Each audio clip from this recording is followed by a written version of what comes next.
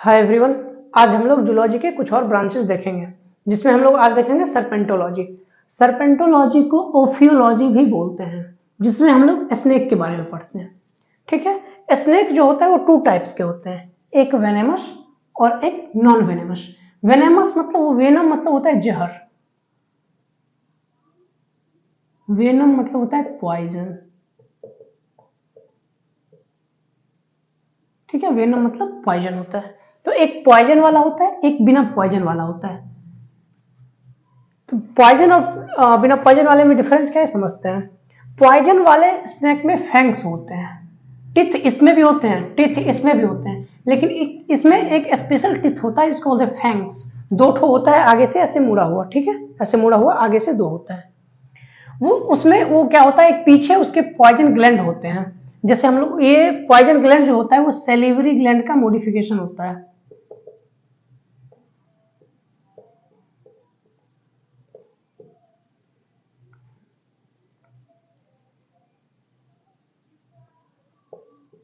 Salivary gland का modification होता है, मॉडिफिकेशन ऑफ सिलिवरी ग्लैंड। किसका होता है, सेलिवरी ग्लैंड का मॉडिफिकेशन होता है। हम लोग के माउथ में सेलिवरी ग्लैंड होता है ना, जिससे सेलिवा निकलता है, वैसे ही स्नैक में पॉइजन ग्लैंड होता है, जिससे ये पॉइजन रिलीज करता है। ठीक है। तो इसके पीछे पॉइजन ग्लैंड होता है, इससे एक डक्ट गया होता है। ठीक है, डक्ट ऐसे समझिए पाइप गया होता है। ये इस टिथ में होता है छेद, इस छेद यहाँ पे खुलता है, इसमें भी ये छेद यहाँ पे आके खुल जाता है। ठीक है। अब ये किसी को काटेगा तो ये दांत अंदर चला जाएगा और इसी छेद से इसमें से वो पॉइजन निकाल के उसमें इंजेक्ट कर देता है। ठीक है। Inject venom into the body of prey, इसी फैंक्स से डालता है। और नॉन वेनमस में फैंक्स होता ही नहीं, पॉइजन ग्लैंड नहीं होता है और फैंक्स भी नहीं होता है। नॉन वेनेमस में ना ही पॉइजन ग्लैंड होता है और ना ही फैंक्स होता है। ये जब काटता है, मेन चीज है, जब सांप काटता है तो क्या होता है देखिए, यहां जब काटेगा तो इसका वो डॉट डॉट, इसका जो बाइटिंग मार्क्स है, काटने का निशान, वो ऐसा आता है। जैसे आदमी काटता है तो कैसा आता है,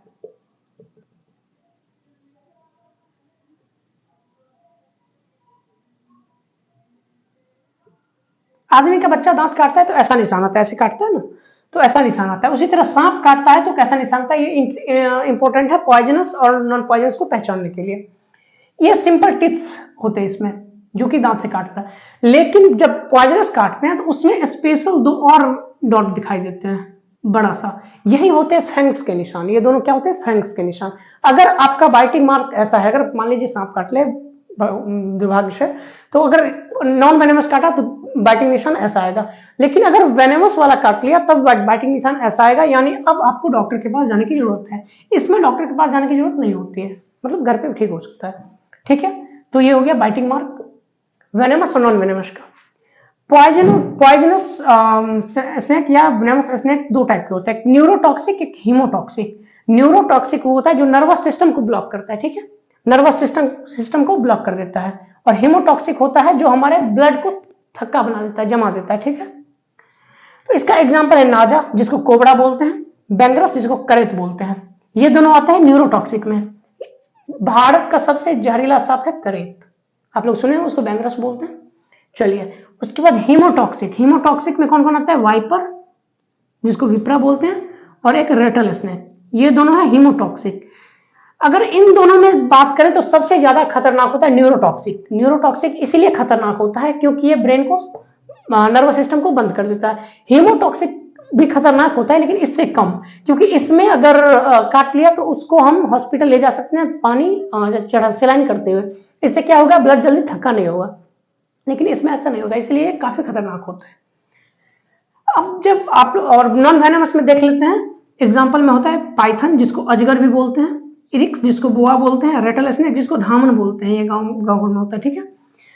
ये भी खतरनाक होता है, ये इसमें पॉइजन नहीं होता। ये क्या करता है, वो जकड़ के मार देता है इंसान को। ठीक है, ये क्या करता है, उसको जकड़ लेता है।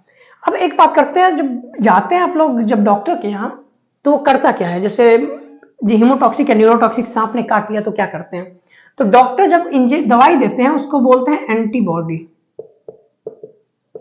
एंटीबॉडी, याद रखिएगा, सांप जब भी काटता है तो उसका दवाई जो है केवल डिस्ट्रिक्ट हॉस्पिटल में ही मिलता है। ठीक है, और जगह भी मिल सकता है, लेकिन डिस्ट्रिक्ट हॉस्पिटल में फिक्स है कि मिल जाएगा। हर जिले में एक डिस्ट्रिक्ट हॉस्पिटल होता है, वहां जाके आप ले सकते हैं। तो किसी को भी सांप काटे तो आप डिस्ट्रिक्ट हॉस्पिटल जाइए, ठीक है। एंटीबॉडी ये करता क्या है, जैसे मान लीजिए अलग अलग तरह के सांप है, सबका जहर का एंटीजन अलग अलग होता है, ठीक है। तो एंटीजन अलग अलग होता है तो एंटीबॉडी भी अलग अलग होता है। तो जब आप हॉस्पिटल जाएं तो वहां आप बता दीजिएगा कि कौन सा सांप काटा है, तो ट्रीटमेंट करने में आसानी होगी, ठीक है। वहां हर सांप का अलग अलग एंटीबॉडी मौजूद होता है। जैसे मान लीजिए किसी को अजगर ने, सॉरी वो कोबरा ने काट लिया, ठीक है। कोबरा ने काट लिया। अब ये कोबरा का, ये मान लीजिए ये इसका पॉइजन है, इस पे एंटीजन होता है, ठीक है। एंटीजन मान लीजिए ऐसा है, ऐसा एंटीजन है। तो एंटीबॉडी जो होता है वो ऐसा होता है, देखिए ये एंटीजन ऐसा ही होता है, ठीक है। एंटीबॉडी, सॉरी एंटीजन ये हुआ। एंटीजन वो होता है जो कि पॉइजन पे होता है, ठीक है। या वायरस जब वैक्सीनेशन करते हैं तो वायरस सब पे जो होता है, जैसे कोरोना वायरस पे उसमें एंटीजन होता है, और वैक्सीन में जो होता है वो कोरोना वायरस का ही डेड होता है, उस पर एंटीजन होता है, और उसके अगेंस्ट हमारा बॉडी जो है एंटीबॉडी बना लेता है, इम्यून सिस्टम एंटीबॉडी बना लेता है। तो जब हम लोग सांप काटता है, या टेटनस के केस में आप लोग देखते होंगे, बोलते होंगे कि किसी को कट जाता है, ज्यादा कट लग जाता है, तो टेटनस का इंजेक्शन लेने जाते होंगे। तो टेटनस का इंजेक्शन में यही एंटीबॉडी डालता है। एंटीबॉडी हमारा शरीर खुद भी बनाता है, हमारे इम्यून सिस्टम उतना है स्ट्रांग कि बना लेता है। हमारे बॉडी में दो टाइप की इम्यूनिटी होते हैं, एक एक्टिव इम्यूनिटी जो हमारे बॉडी में होता है, और एक होता है पैसिव इम्यूनिटी। पैसिव यही है जो हम बाहर से लेते हैं। बाहर से अगर हम एंटीबॉडी ले रहे हैं तो उसको बोलेंगे पैसिव, और एक्टिव जो हमारा बॉडी खुद बनाएगा। तो स्नेक बाइट के केस में और टेटनस के केस में जितना तेजी से इसका जहर फैलता है, उतना तेजी से हमारा बॉडी जो है इम्यून सिस्टम एंटीबॉडी नहीं बना पाता है, जिसकी वजह से मौत हो जाती है। इसीलिए हम लोग को बाहर से एंटीबॉडी लेना पड़ता है, ठीक है। एंटीबॉडी काम करता कैसे देखते हैं। जैसे मान लीजिए ये हो गया आपका पॉइजन, इस पे है एंटीजन, ठीक है। अब ये एंटीबॉडी हो गया आपका। अब इसमें भी ऐसा होगा, ऐसा जो है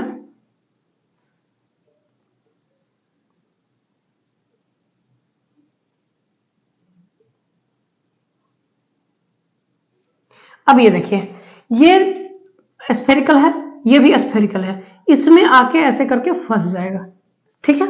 ये इसको पकड़ लेता है। फिर इसमें एक ही नहीं, बहुत सारे एंटीजन होते हैं, बहुत सारे एंटीजन होते हैं। अब इसको कोई दूसरा पकड़ लेगा, इसको कोई तीसरा पकड़ लेगा, ऐसे ही सब मिलके पकड़ लेते हैं, तो ये झुंड बन जाता है। बहुत सारा एंटीबॉडी और एंटीजन का झुंड बन जाता है, ठीक है। ये आपस में पूरा बन जाते हैं। अब ये क्या करता है, अब आता है डब्ल्यूबीसी इसको डाइजेस्ट कर देता है, ठीक है। डाइजेस्ट करता है, कौन करता है, WBC, white blood cell. Antibody उसको मारता नहीं है, एंटीबॉडी का काम है बस पकड़ना। जैसे पुलिस का काम क्या होता है, पकड़ना, और सजा कौन देता है, जज। ऐसे ही यहाँ पे एंटीबॉडी का काम है बस पकड़ना, ये मारता नहीं है। मारने का काम होता है डब्ल्यूबीसी, और भी फेगोसिटिक सेल्स जो होते हैं उसका काम होता है मारना, ठीक है। तो एंटीबॉडी ऐसे काम करता है। अब जैसे मान लीजिए कोबरा का था तो ऐसा एंटीजन था, मान लीजिए वाइपर है, ठीक है। ये वाइपर है तो इसका एंटीजन हो सकता है ऐसा होगा, मतलब सेम एंटीजन नहीं होगा, ठीक है। सेम एंटीजन जो है नहीं होगा, एंटीजन डिफरेंट होगा। हर सांप के जहर का एंटीजन डिफरेंट होगा, इसीलिए डिफरेंट एंटीबॉडी होता है। इसलिए आप अगर हॉस्पिटल जाएं तो बता दीजिएगा कि कौन सा सांप काटा है, तो वो एंटीजन आपको दे दिया जाएगा, एंटीबॉडी दे दिया जाएगा। अब जैसे ये एंटीजन का ऐसा था, इसका जो एंटीबॉडी होगा वो बनेगा ऐसा,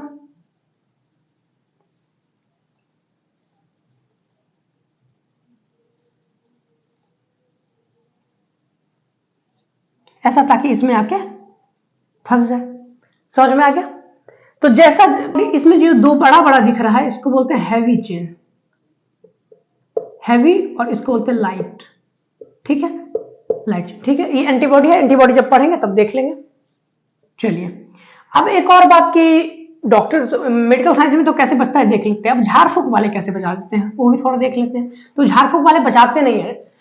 दुनिया में जितने भी सांप हैं उसमें से 15% सांप ही मात्र वेनेमस होते हैं, बाकी 85% सांप बिना जहर वाला ही होता है। जहर वाला सांप के काटने का परसेंटेज मात्र 15%, बिना जहर वाले का 85%। तो बिना जहर वाला जो होता है उसको तो बचा देते हैं, लेकिन जो जहर वाला होता है उसको नहीं बचा पाते हैं। ज्यादातर सांप बिना जहर वाला होते हैं, इसीलिए वो जो होते हैं झाड़ फूक वाले वो उसके बचा दिए, लेकिन ऐसा कुछ होता नहीं है। तो बाइटिंग मार्क याद रखिएगा, मेन बाइटिंग मार्क होता है।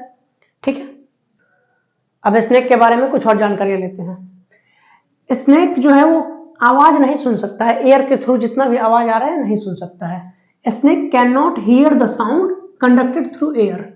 वो जो बीन बजा के दिखाते हैं सपेरे लोग, सब झूठ बोलते हैं, वो सांप सुनता ही नहीं है। पहली बात, सच क्यों नहीं सुनता? क्योंकि सांप के पास केवल और केवल इंटरनल ईयर होता है। हम लोग के पास ईयर में 3 पार्ट होते हैं, इंटरनल ईयर, मिडिल ईयर और एक्सटर्नल ईयर। 3 पार्ट होते हैं, जब ईयर पढ़ेंगे तो देखेंगे।